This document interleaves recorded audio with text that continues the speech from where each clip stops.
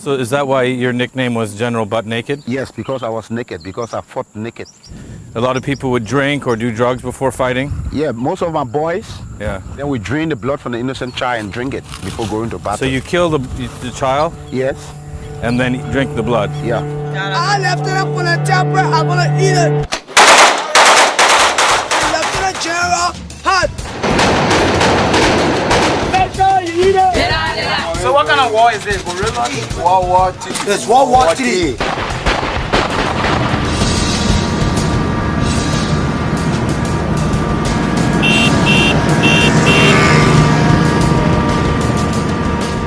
We here at Vice have been fascinated by Liberia for a long time.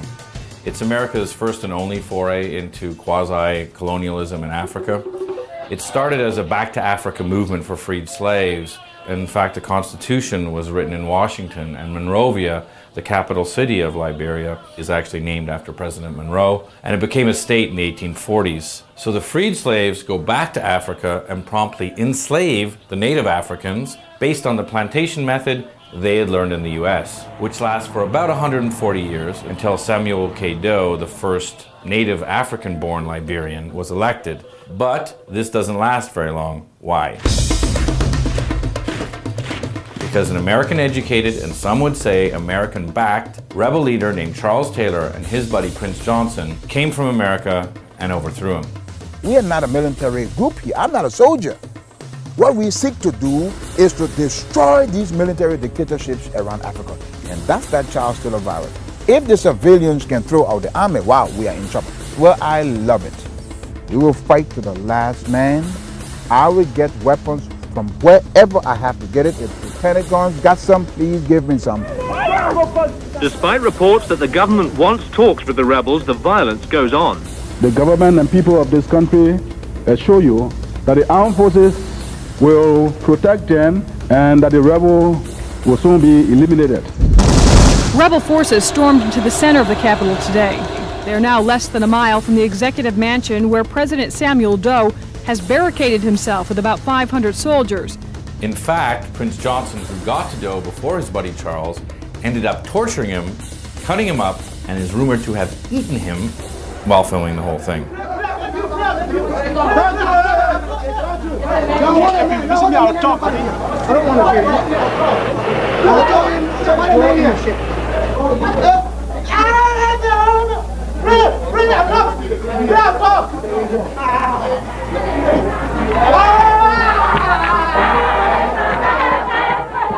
So Charles Taylor finally gets elected with a campaign slogan that reads, "He killed my ma, he killed my pa, but I'll still vote for him." And it works. He gets elected. But he's so corrupt that soon after, there's a bunch of warlords fighting for control over Liberia, the country devolves into civil war, and things go from bad to severely fucked up. I know somebody who want to kill me. If I grab you, I will eat you. Raw. But this is like a civil war on steroids. It's a post-apocalyptic Armageddon with child soldiers smoking heroin, cross-dressing cannibals, systematic rape. It's total hell on earth. We love the music. There's a music. They call it the sound of death. Yeah, but it's a sound of music to us. Liberia's been in the news a lot lately because Charles Taylor is on trial at The Hague for war crimes. But we wanted to know what happened to all the other warlords. So we contacted a Canadian journalist who lives in Liberia named Miles Esty, who's kind of a Kurtz-like character, tall, skinny, skeleton guy, who's had malaria more times than he's had hot dinners. And he said he could get us access to all these ex-warlords. So we said, great. We got on a plane and we flew to Liberia.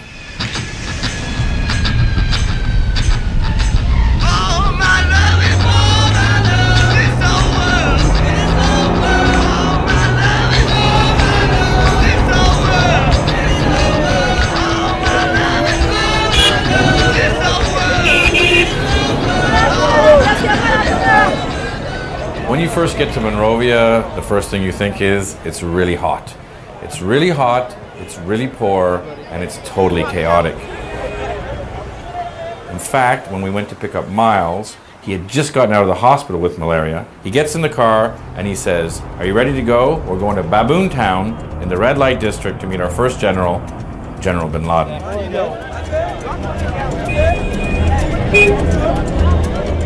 So as we drove to Baboon Town, we asked Miles what's up with the name General bin Laden. And he said, well, a lot of the generals took different names because they didn't want to be identified after the various wars. And these pseudonyms were meant to strike terror into the hearts of their enemies. So there's a General Rambo because he's scary. There was a General Mosquito because mosquitoes are terrifying because they bring malaria. The general that fought General Mosquito was named General Mosquito Spray. And of course, there's General bin Laden. In fact, there's two General bin Ladens. Our General bin Laden, we found out en route, had just been put in jail. Now, he didn't know why, but he suspected because the authorities found out that we were coming with cameras to shoot him. And they say they're not going to let him out, but we can interview him in the jail and we can interview the commander. Let's do that. Let's go there. Can we go there now? Yeah. Let's go now. It's a big deal, dude.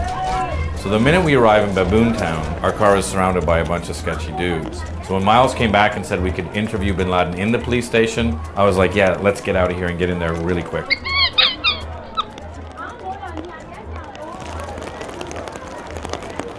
So we get into the police station and it's chaos. Some guards are saying you can go see him, other guards are saying you can't go see him, and we just have to sit there and wait. I like being in the police station. Nice. Monkey. Little monkey. He's got herpes, I think, or something. Hi. What's wrong with the monkey? Why is the monkey here? What did the monkey do wrong? Why is the monkey here? We're in a police station in the middle of the red light district to meet General bin Laden and wondering why the monkey's here.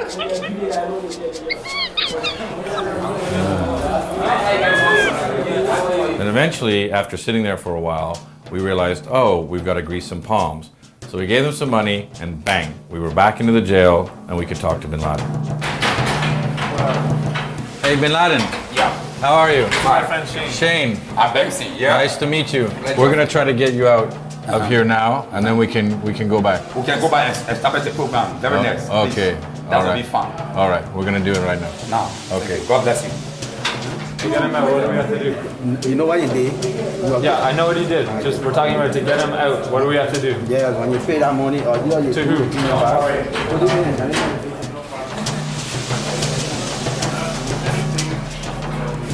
So we want to videotape this station without permission? Is that what we do? Yeah. If you did not get any permission from me to videotape my office? Okay, well, Okay, stop. Permission. It's off. the video's off. He's carrying. You're just holding it right now. Well, I hope that I have not been recorded here up air because you know this is a criminal. Look, we're good people. We're good. Nobody's Nobody's recording anything. You just need to pay some cash for getting on. Sure, I can give him cash. Inside in the truck. Can we pay him and pay you a fine and then take him? Fine. Okay, great. That's good. Okay. Okay, let's go. Okay, let's go.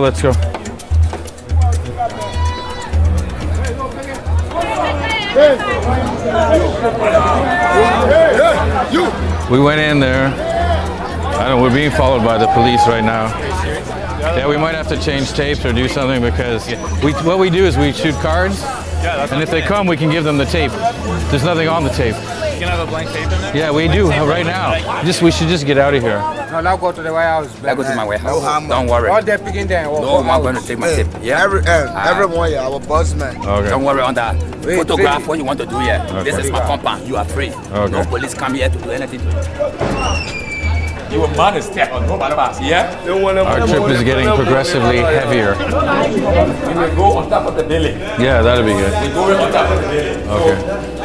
I'm kind of a little bit worried that the police are gonna come get us right now. I gave them a fake name and fake number. It's one of my law. Mr. National Security, right? Okay, nice to meet you. Nice to meet you. Nice to meet you. I want you to see for yourself. Okay. We're happy that you both are here. Thank you. Thank you. So after we got bin Laden out of jail, he was very excited to get us up to his rooftop and tell us his story.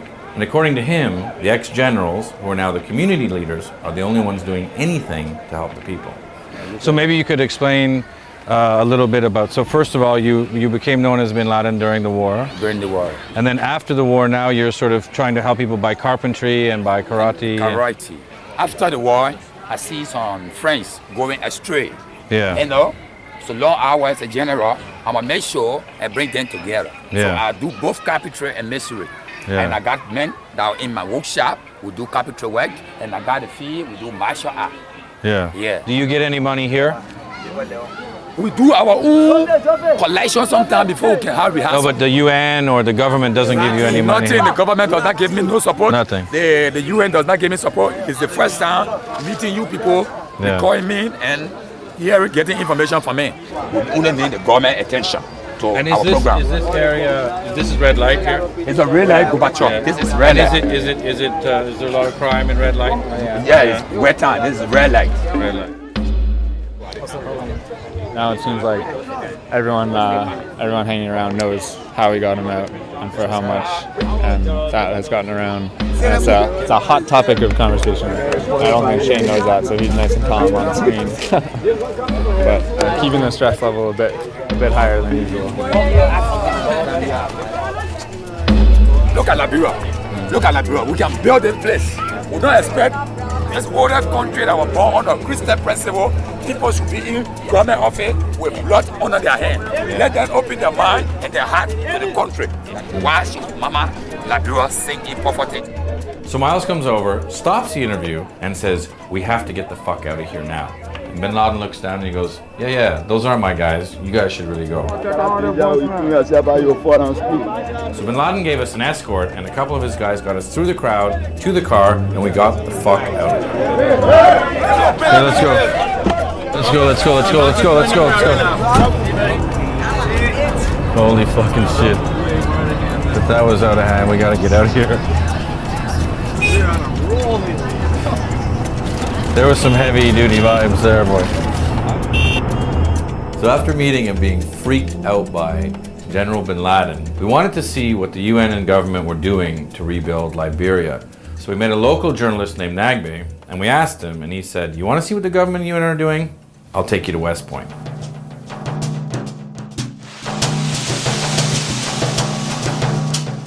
So West Point is the worst slum in Liberia, which makes it one of the worst slums in West Africa, which makes it one of the worst slums in the world. And when you first get there, the first thing you want to do is get the hell out. It's open sewers everywhere, shit, piss, garbage, everything mixed in, and the stench is overpowering.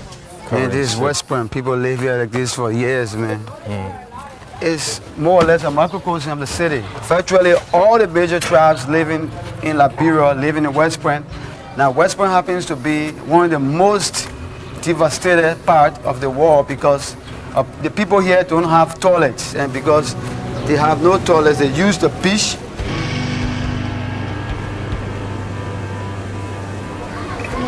Oh, dude. It really stinks here.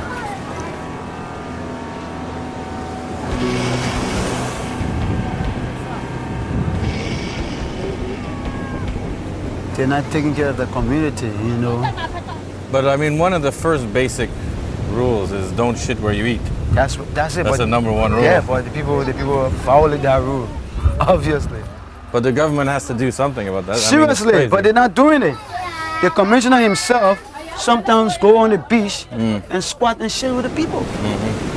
So even in one of the worst slums of Western Africa, you see the cultural impact that America has there. All the kids are wearing Biggie or Tupac t-shirts. And in fact, one kid came up to us and said, "Hey, I'm a rapper. Can I rap for you?" And we said yes. And it wasn't about bling, and it wasn't about Cristal.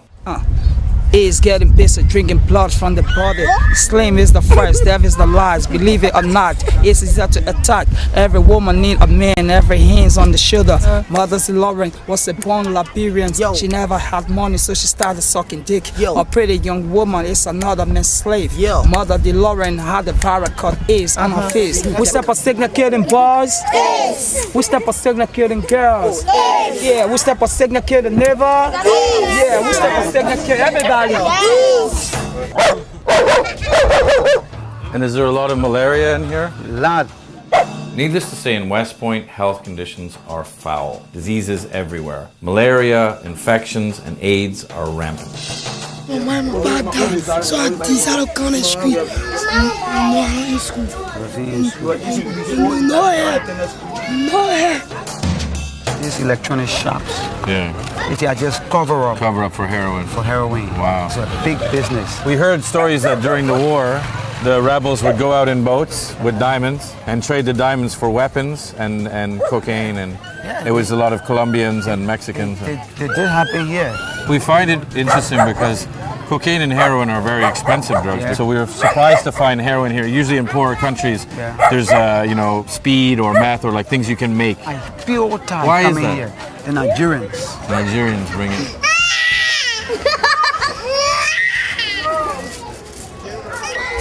The cookie the make it soft, make it Nana, you want smoking here? What happened for? We smoke two type of market. We smoke heroin, we smoke coke. I don't want to smoke to be vigilant. We're gonna be talking. You better smoke discipline.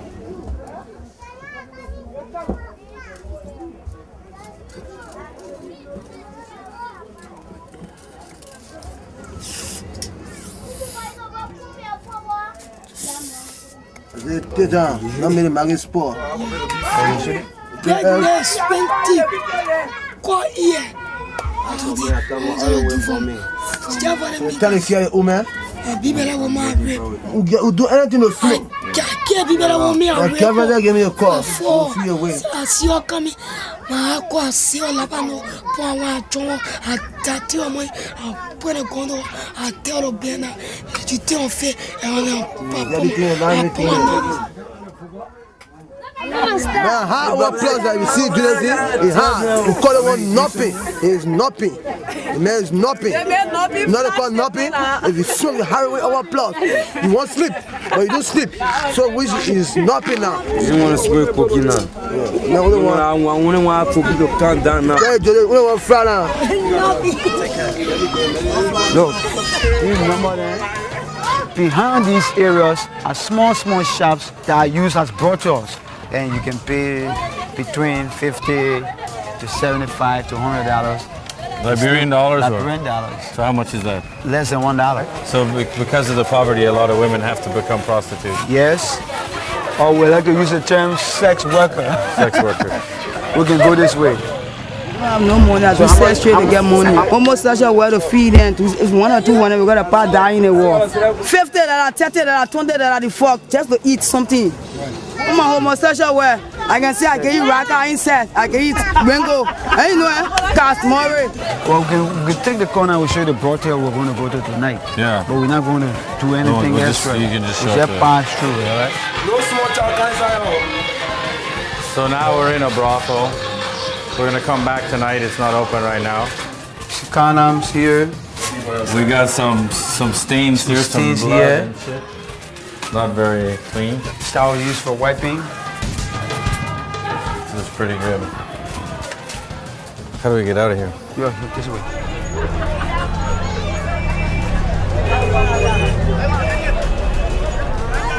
The legacy of civil war in Liberia is staggering.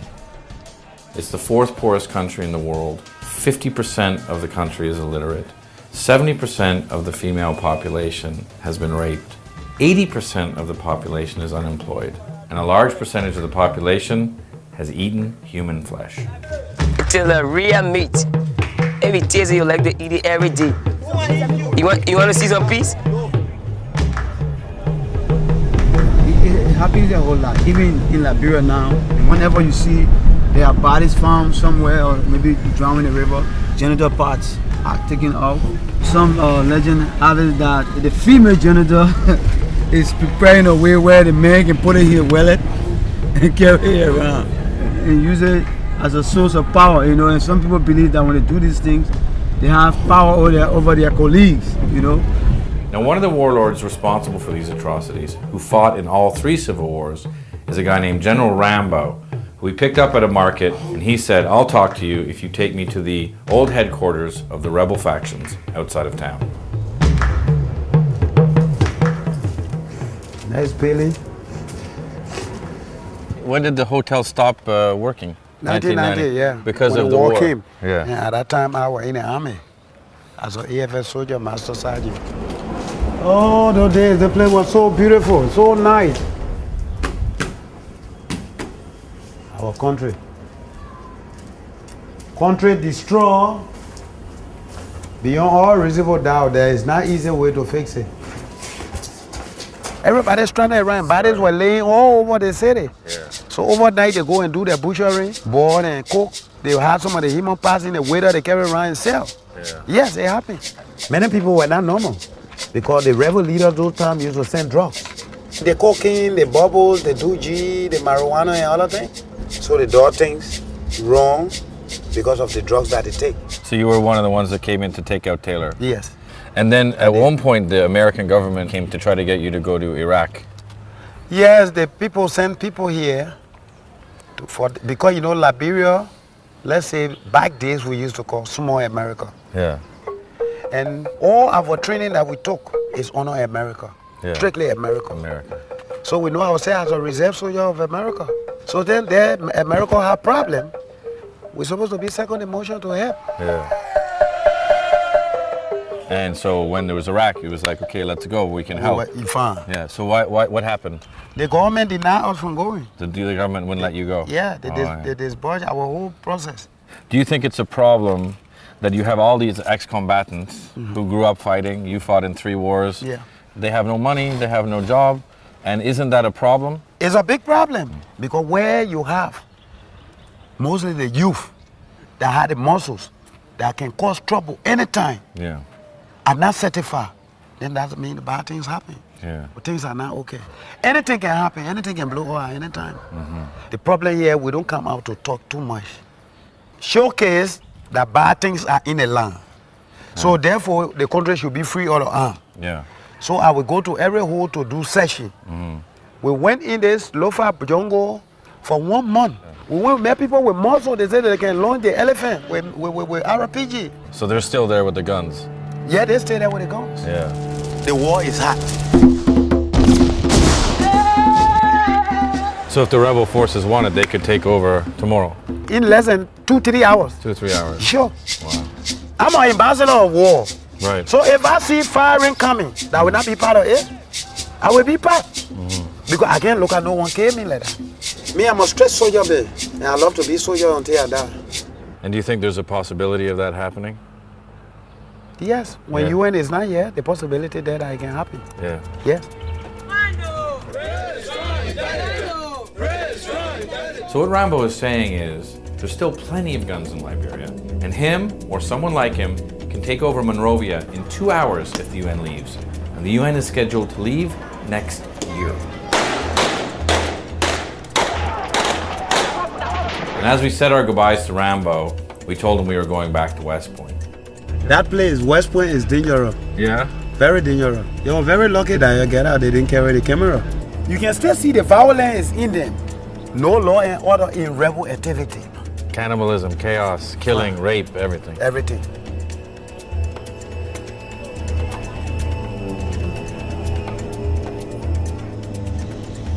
A few years ago, we did an article in Vice magazine called General Butt Naked versus the Two-Pack Army about a particularly fierce Liberian warlord called Butt Naked who fought naked, his child soldiers fought naked, and they were cannibals.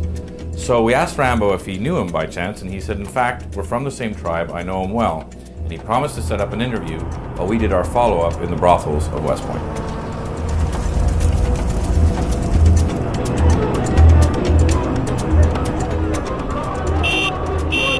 Driving into West Point at night is pretty freaky. There's no electricity grid in Monrovia, so it's pitch black. It's kind of like if a tree falls in the forest, does it make a sound? Like if a fucking van goes missing.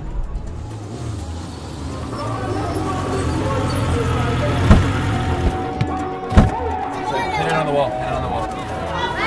So it's the craziest, fucking scariest drive ever. Down here we got a little bit lost in the port. And you couldn't see anything, there's no electricity, and then you just see like people wandering around, fucking shit, piss, fucking yelling at us, we want money, we want money. Now there's no lights in here, we're gonna go in here. This is the brothel. We're gonna see what's going on. Hello. How are you? A lot of dudes are coming in now, it's crazy. I don't know where we're going. Straight. Wow. That room looks, this is the exemplification of hell, really. I don't know what happens in here, but I don't want to know. Wow. What the fuck goes on in here, dude? Wow, wow, wow, wow, wow. Well, we were here a little bit earlier. There was used condoms and blood-stained sheets, and now they sort of done it up. So we're going to interview some of the girls, see what they have to say. We have a code for when something's freaky. We go, it's nar nar. Nar nar. One of the things we had heard since we arrived in Liberia was about the alleged sexual misconduct by the UN staff. So we asked the girls at the brothel about it. I see UN guys having sex with small children. Have you seen it? Yes. The jail has sex with you. Show you off for the area they beating from. I received some beating and off for them. No support, nothing. No suffering. No job, nothing. I live here. They call it paradise. Okay, paradise. I want you to give me a job. Yeah. For myself. What sort of work do you do in West Point now? I'm a beautician. Okay. I keep in a cosmetology school. All right. From Town. Okay. Which is on a CAP. All right. Training assistant program. Okay. I want to tell him that I got my certificate. All right. I got everything for myself. Okay. But I will never go further till he give me what I want. Okay. Now. All right. We will talk about this. Listen to me. Listen to me. Sit down and listen. That's my eyeball. Listen. I will tell my whole life story. Me, I'm an orphanage child. I get no father, I get no mom. My picture there. My picture there. You don't know what come out? My picture there.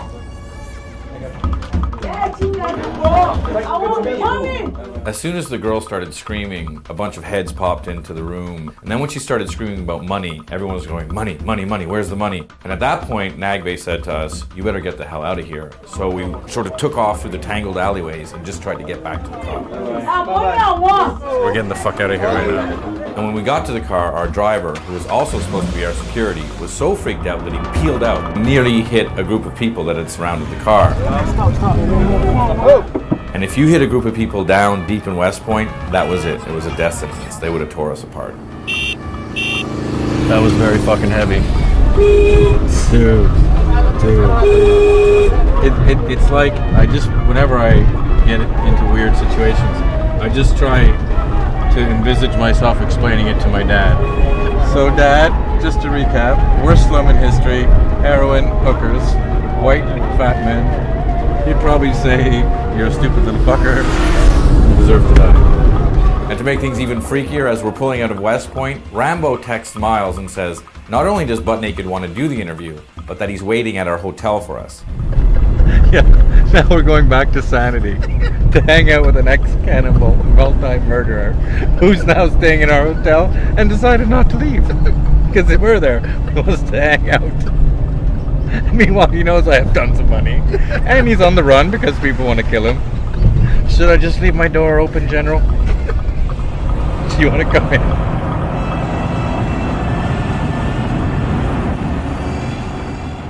You mentioned about sacrifices. Can you give us maybe an estimate how many civilians you think lost their lives when your group was fighting war as a direct result? It should not be less than 20,000.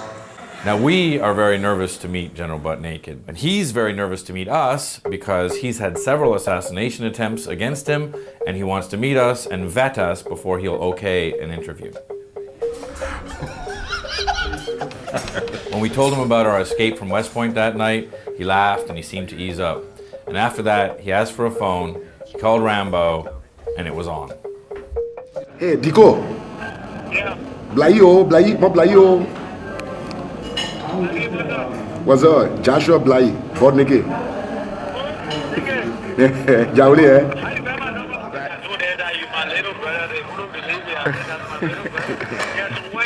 Yeah, some white guys. They are good guys. The guys are good guys, man. Tell the boss lady hi, yeah? More blind now. But you became converted, right? Yes, ma'am. Are you the same Joshua Bly now who they call Evangelist Bly? Yeah.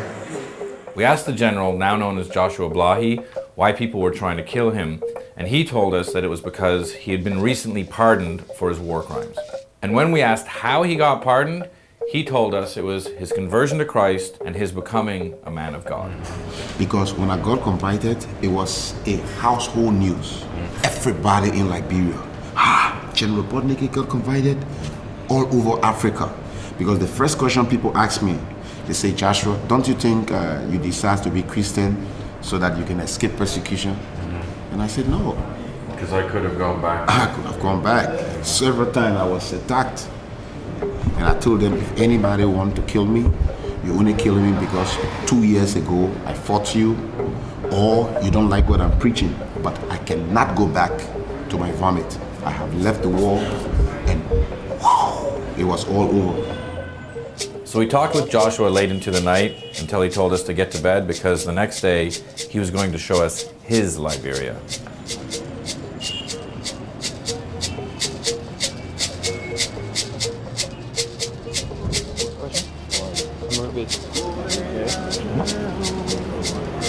You get in the front.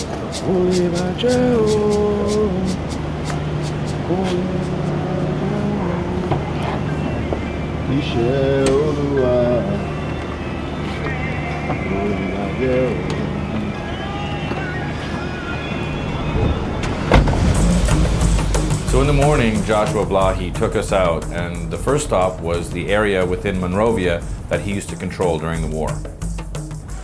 So this was my control area. And who would be attacking? Child stealer men, NPF, they were calling themselves government forces at the time.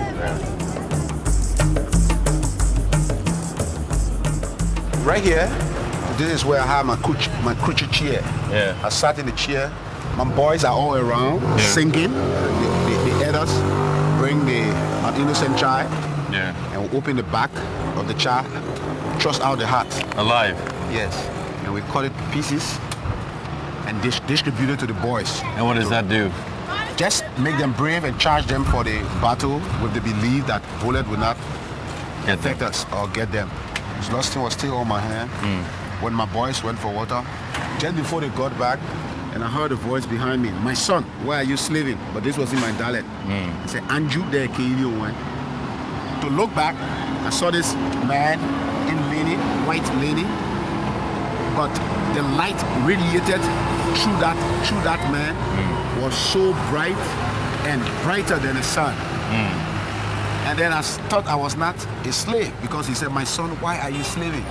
I said, well, in this whole territory, I'm the king. I'm supposed to be a king. And he said, you rightly say you're supposed to be a king, but you are living like a slave. And those words were very hard words in my dialect. I said, I don't understand. What did he say? I mean, repent and live or refuse and die. And he vanished. And the light vanished. And I came up to myself and I was so confused. Now, to go for battle, I tried to signal the battle, my pistol got bust. I got so afraid and retreated from the front.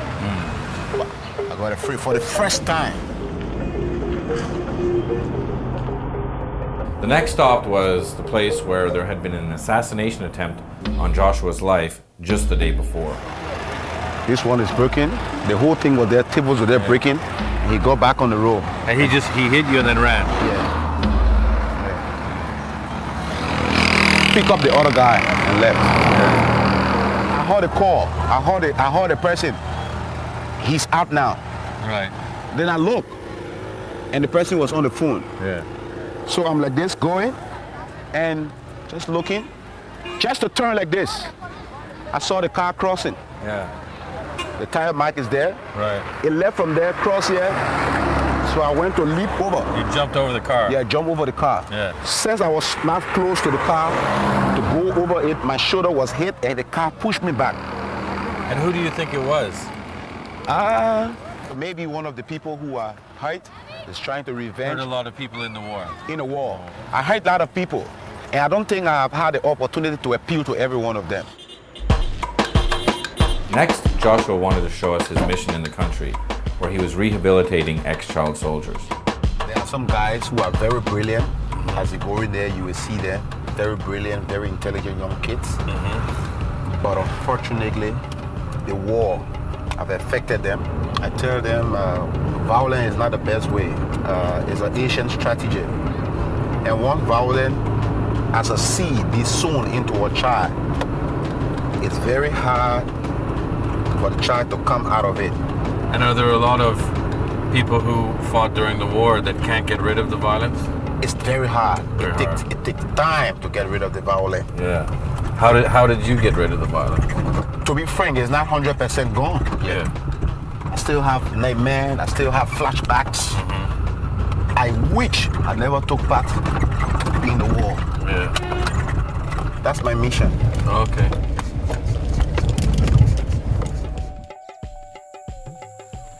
Come, you can make it. Come and see. They bring bug juice? Nobody brought bug juice.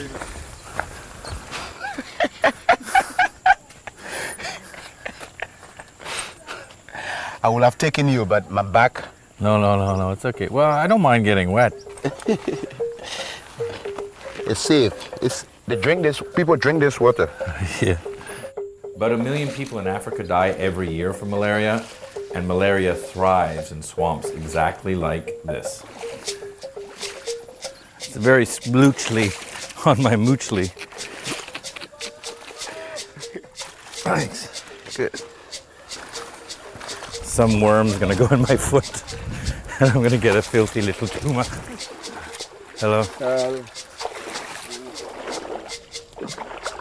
And my day's just shitting out blood. This is what all fear stems from. So these were some of the boys that you fought with before, or no? Yeah, some of them fought under me. That is the fighters who used to fight naked. Yeah. So is that why your nickname was General Butt Naked? Yes, because I was naked, because I fought naked. A lot of people would drink or do drugs before fighting? Yeah, most of my boys. Yeah. Then we drain the blood from the innocent child and drink it before going to battle. So you kill the child? Yes. And then drink the blood? Yeah. Okay. And why would you fight naked? It was believed once I'm naked, no bullet can affect me. Once I'm naked, I could disappear.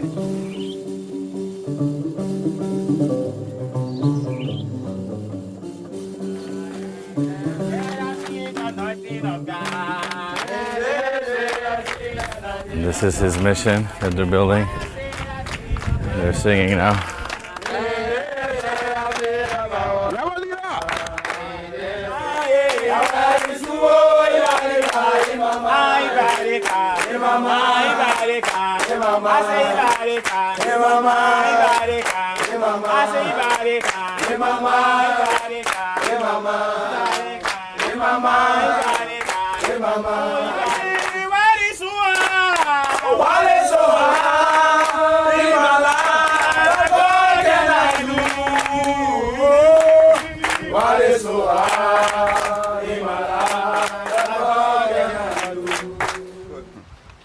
Welcome to our home. Thank you. Mustafa was one of the generals who fought for Charles Taylor. So you fought for Charles Taylor and I fought for Johnson. So you were enemies before? Yeah, we're enemies. Yeah. I was 16 at that time. When they initiated me as Charles Taylor, I left with them until I became target commander. After the war, we become parentless, friendless. Nobody wants to use you at all because you were fighting war. Yeah. We ended up in the street. I was in a graveyard. I used to smoke drugs, taking drugs, sleeping on the street. And then I knew when he was butt naked, I was fighting against him. When I saw him, he was already pastor. He took us to the church. From the church, continually, he did managing us all until today you see us. We were children and the damage our life. So the people that included in the war were fighting, war finished, they didn't even get time for us. By the grace of God and him, they are living. I tried to run away from it before, and I saw that running away could not help me. My daughter was walking one day, Makela, she was a baby, more baby, and somebody told her, "You butt naked daughter." and she started crying. She never knew who Butt Naked was. See, somebody said I Butt Naked daughter. Because of that, I tried to run away with her for us to live far. But then, one day she will have to go home. So since there is still time, go back and see how you can repair some of those things. Time will come and somebody will tell her what Butt Naked did. And then she will have the opportunity to tell them what Joshua Bly did. So there will be monument built for him, memorial that she can be proud of. So that is how I take the challenge. You can make the change. You can make the difference. Where are we right now?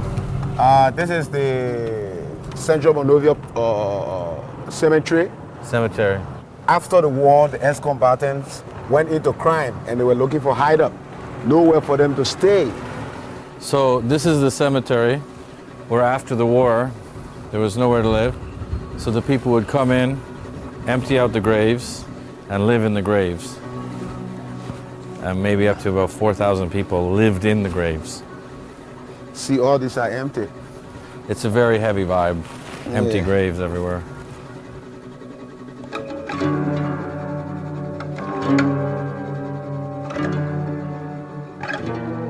We were just at lunch. We were talking about, we ordered some ribs.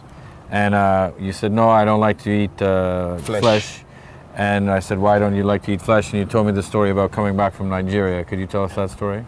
Specifically, one time, I was very hungry and I saw the only thing was around was sticks, dry meat. When I took the first bite, I noticed it was human flesh.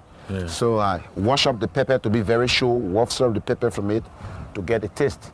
And I got the taste, it was human, alarm, and police came and arrested the guy. And I told them, well, I was one of the generals in Liberia, and this is my name, and this is what we did to eat. I ate it several times before, though I'm converted now. You ate human flesh? Yeah, a lot of times. So they discovered, they saw the pictures, and they went to the internet and they knew that, okay, it's truth. Yeah. What would you eat? Some people eat the heart. Yeah. Now, for hunger, people eat around here. Yeah. And because it's softer, it's quick to daunt. Yeah. Yeah. Yeah. Okay. Yeah. We're talking about eating human flesh in a graveyard. It's a bit weird. Yeah. Okay. Yeah. So we can go.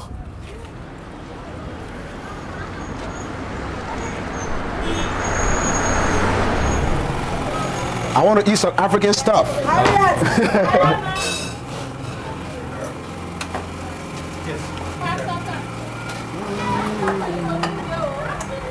The trumpets call. The feet are all right in the world. In Jesus' mighty name. Amen. In Jesus' mighty name. Amen. This morning we are going to pray for making the servant of God that He has prepared to speak to us on this day. Amen. Let's pray that God will.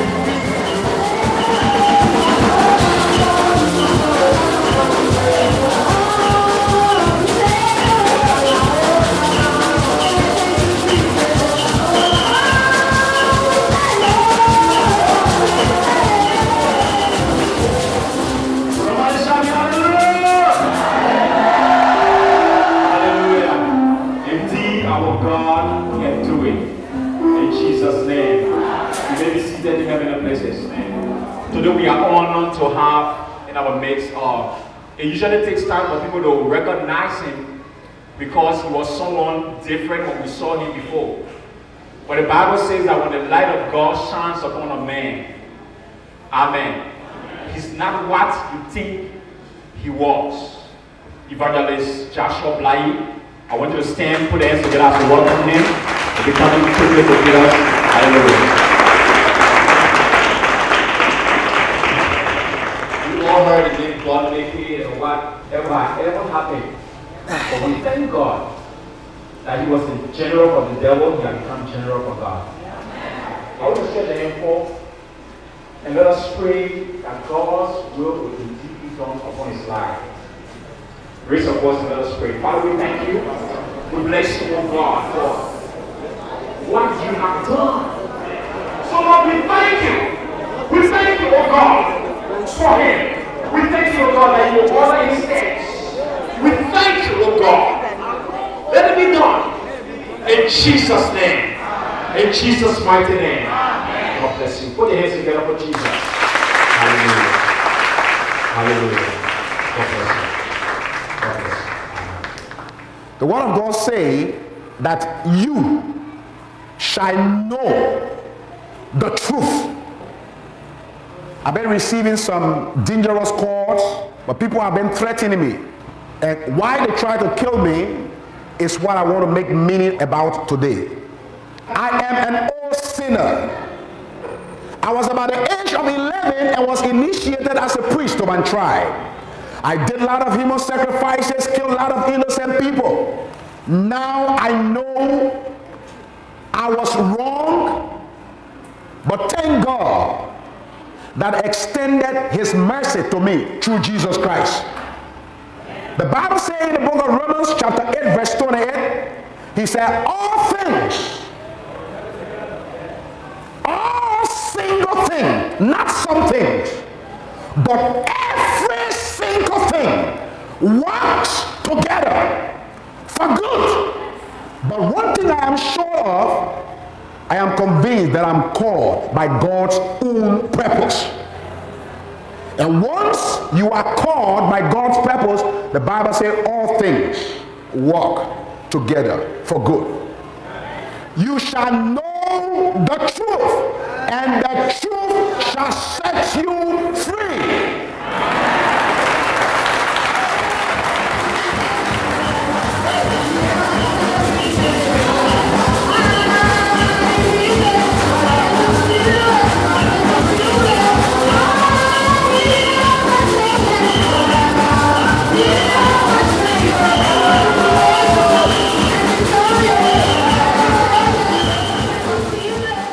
Liberia on the one hand has more crime and poverty and rape and cannibalism than you've ever seen. But on the other, it's also got a church on every street corner. Every car has a religious slogan. They have huge revivals with tens of thousands of worshipers. It's some sort of weird heaven and hell scenario.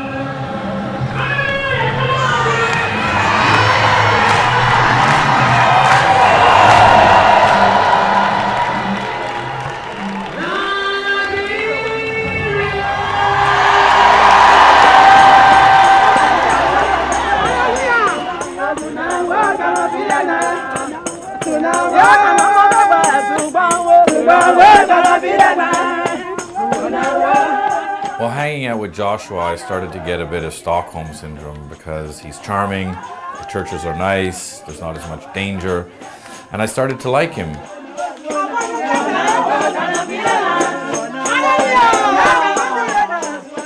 But as he was preaching, I thought to myself, this guy's killed tens of thousands of people. In fact, he's probably killed the relatives of the people in the church worshiping and adoring him now. And I'm thinking to myself, what the fuck is going on?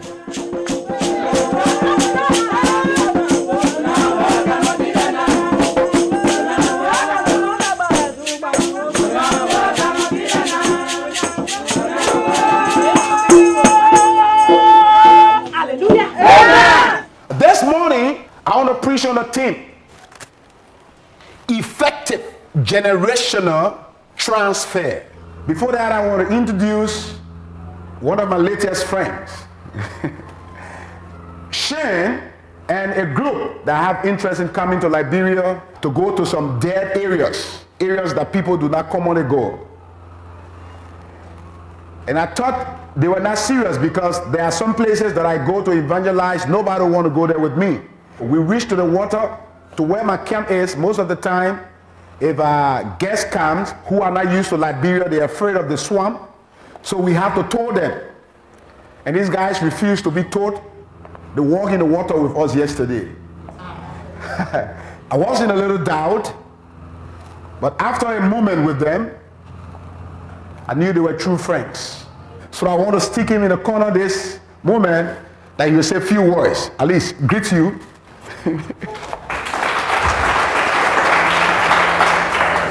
I just want to say thank you for having me in your church. Praise God. And I'd like to say thank you to Joshua Blai for all the good work he's doing, and hopefully we can help, and hopefully we can show what we're doing here in Liberia, what you're doing in Liberia, and we can help make it better and bring some more awareness to what's happening here. Amen.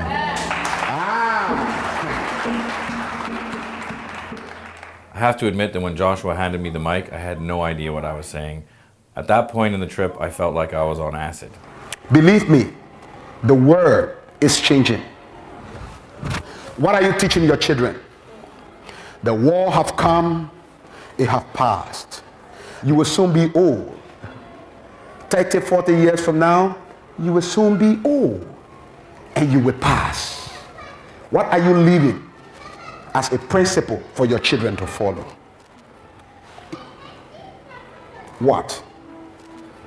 The whole world already know me as General Bodneke, a killer, a rapist. But my children will know me as a man who stands for the truth. Am I talking to somebody? Before the future, according to morals, those reasons do not hold. I'm a murderer. I'm a blooded-handed person.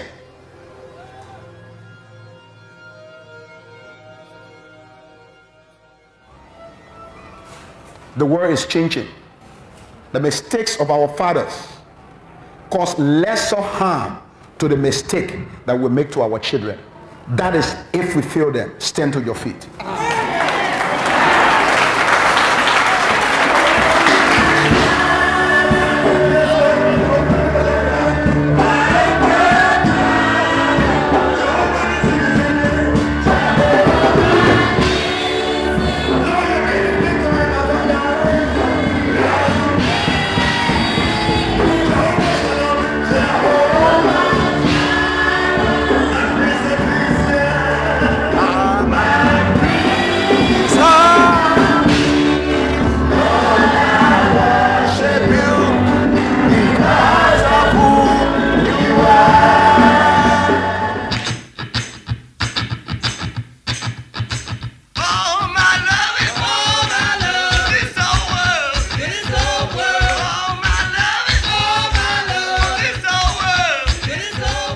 And as I sat and listened to Joshua preach, I thought about the fact that the UN is leaving in less than a year. And Rambo had told us that the generals are ready to fight. They have the soldiers, they have the guns, and they're living in abject poverty. And I wondered, if that happened, would Joshua stay with God, or would he return to being General Butt Naked? You can deliver your generation. You can deliver this nation. You can deliver your community. You can deliver your tribe. You can deliver this continent. Somebody shout glory. Let us pray.